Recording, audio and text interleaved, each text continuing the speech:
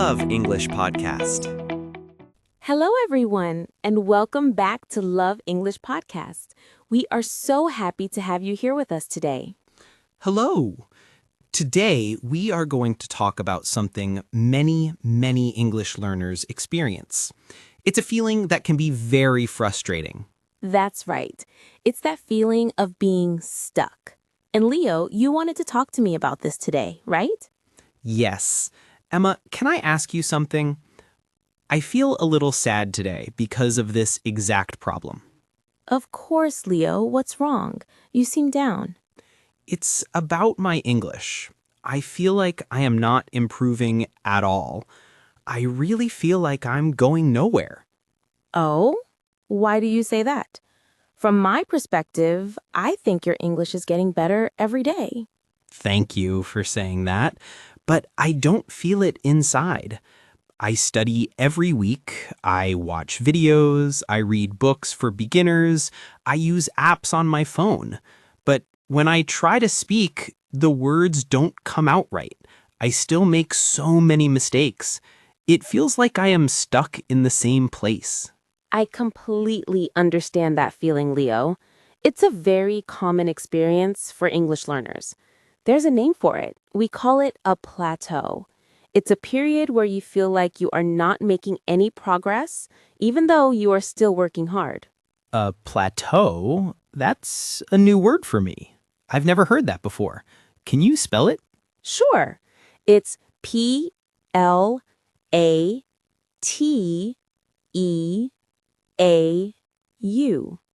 A plateau is a high, flat area of land, like a mountain with a flat top. But in learning, it means a state of little or no change after a period of activity or progress. That is the perfect word for how I feel. I feel like I have climbed a little, but now I am on a long, flat road and I am not moving forward. What should I do? Why am I on this plateau? Well, there are many possible reasons. Let's talk about them together. Maybe we can find out what is happening. First, let me ask you, when you practice speaking, are you afraid of making mistakes? Yes, I am. I'm very afraid.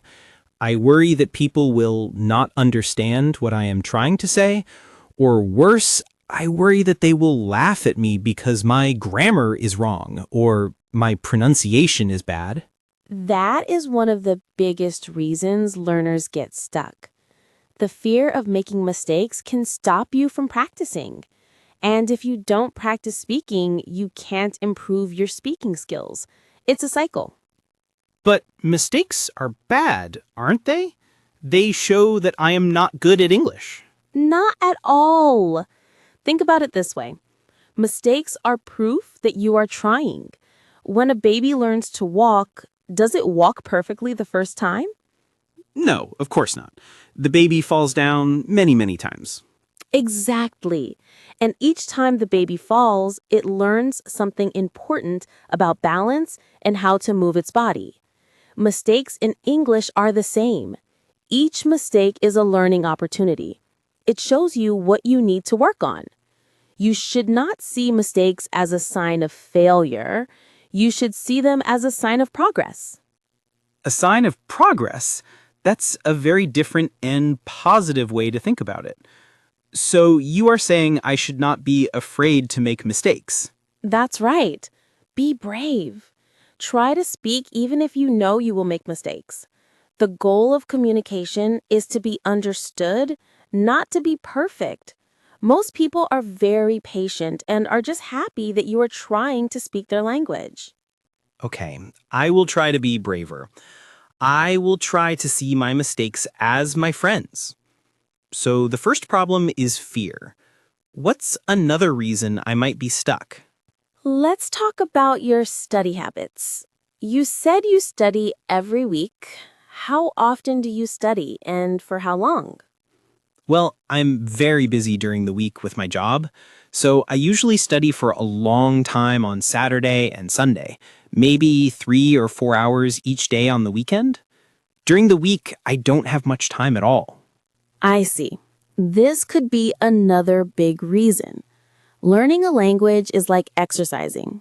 Is it better to go to the gym for 8 hours on one day, or is it better to exercise for 1 hour every day? It's definitely better to exercise for a shorter time, but do it more often. Exactly. Consistency is the secret key. It's much more effective to study for just 20 or 30 minutes every single day than to study for many hours only on the weekend. So, a little bit every day is better than a lot on 1 or 2 days? Yes, your brain needs time to process new information and move it from your short-term memory to your long-term memory. A little bit of practice every day helps you build a strong habit. It keeps the information fresh in your mind. You don't have to do a big, difficult lesson every day. You can do something small.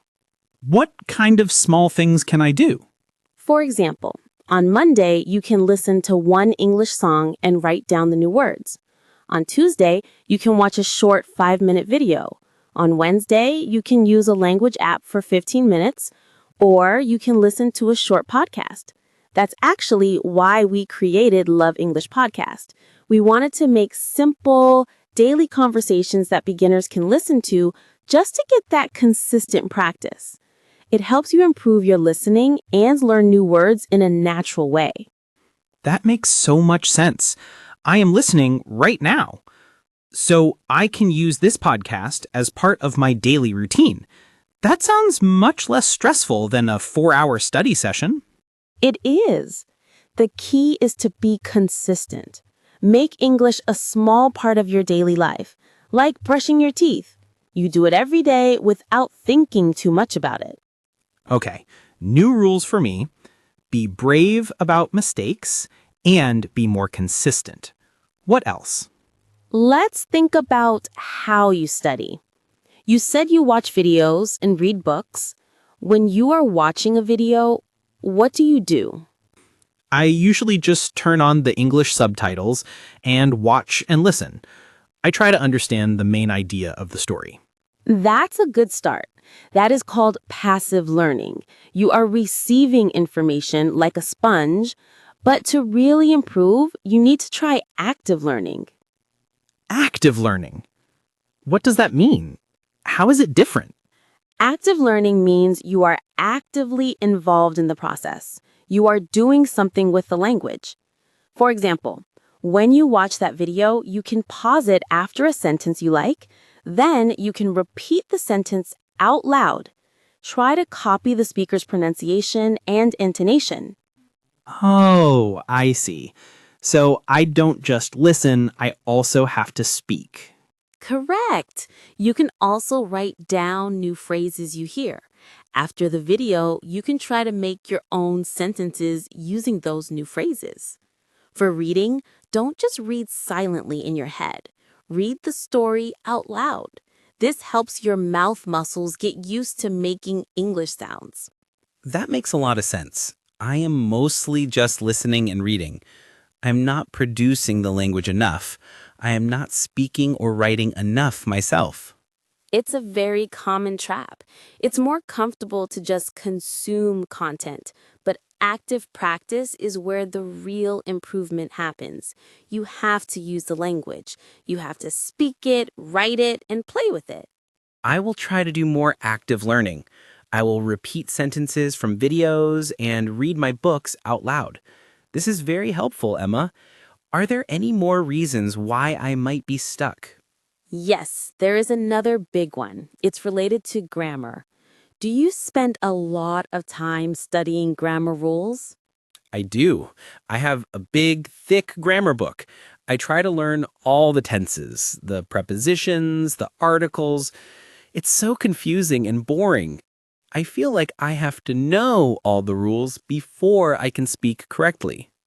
Grammar is important, of course, but for a beginner, focusing too much on grammar rules can be a big problem. It can make you think too much before you speak. You're so busy trying to remember the rule that you forget to just communicate your idea. Yes, that happens to me all the time. I want to say something, but in my head, I am thinking, Should I use the past simple or the present perfect? Is this the right preposition? And by the time I figure it out, the moment is gone. Exactly. Here's my advice. For now, focus more on communication and less on perfection. It is better to say, I go to the store yesterday and have the other person understand you than to say nothing because you're afraid of using the wrong tense. So it's okay to make grammar mistakes when I speak? Yes, especially at the beginning. You will learn grammar naturally as you listen and read more. You start to notice patterns. For example, you will hear people say, I went to the store yesterday many times. Eventually, your brain will understand that pattern without you having to study the rule in a book for hours. Learn grammar in context, from real conversations and stories, not just from a list of rules. I like that idea. It sounds much more natural. So my new plan is be brave, be consistent, be active, and focus on communication, not perfect grammar. Is that everything? Almost. I have one last point, and this might be the most important one. Leo, when you study English, is it fun? Fun? To be honest, no. It feels like work. It feels like a subject I have to study for school. I do it because I have to, not always because I want to. And that, my friend, is a huge problem. If it's not fun, you will not want to do it consistently. You will lose your motivation very quickly. You need to find a way to enjoy the process of learning English. How can I make it fun? It feels like a chore. Think about your hobbies. What do you love to do in your free time? I love cooking. I also like watching movies and playing video games. Perfect. You can connect English to all of those things. For cooking, you can find simple recipes in English online. Watch a cooking video on YouTube in English. You will learn words like mix, chop, bake, and ingredients in a very practical way. That's a brilliant idea. I would really enjoy that. I could cook something delicious and learn at the same time. For movies, watch a movie you have already seen in your own language, but this time, watch it in English with English subtitles. You already know the story, so you can relax and focus on the language. For video games, you can change the language setting to English. You will learn a lot of vocabulary in a very fun and interactive way. Wow, I never thought about doing those things. I always separated my hobbies from my English study. You're saying I should combine them. Yes, when you are having fun, you forget that you are studying. You learn more easily and you will want to do it every day. The best way to learn is when you don't even realize you're learning. This is amazing, Emma. I feel so much better now. I feel like I have a real plan. Can you tell me the plan one more time? Let's review. Okay, first, I need to be less afraid of making mistakes. Mistakes are my friends, they help me learn. Wonderful. What's second? Second, I need to be consistent. I will practice for a short time every day, not for many hours on the weekend. A little every day is the best way. Excellent. And the third point? Third, I need to do more active learning. I will not just listen or read. I will repeat sentences, speak out loud, and write down new phrases to use myself. Perfect. What about grammar? I will not worry so much about being perfect with grammar. I will focus on communication. I will learn grammar naturally by seeing it in stories and conversations. And the last, most important point? I will make it fun. I will connect English to my hobbies like cooking and gaming. I will enjoy the process. That's a fantastic plan, Leo. I am sure that if you do these things, you will get off that plateau and you will start to see real improvement again very soon. Thank you so much, Emma. You're a great friend and a great teacher. I was feeling so discouraged, but now I feel motivated and hopeful again. You are very welcome, Leo. And to all our listeners, remember that learning a language is a journey, not a race. There will be easy days and difficult days. The important thing is to just keep going, one step at a time, and to be kind to yourself. I will remember that. One step at a time. I am ready to start my new plan tomorrow. I think I will find an English recipe for a delicious chocolate cake. That sounds wonderful. Maybe you can share some with me when you make it. Of course. It will be a small thank you for your wonderful advice. Thanks for listening to Love English Podcast. Remember, every minute you spend learning English is an investment in your future. Keep learning and see you in the next episode.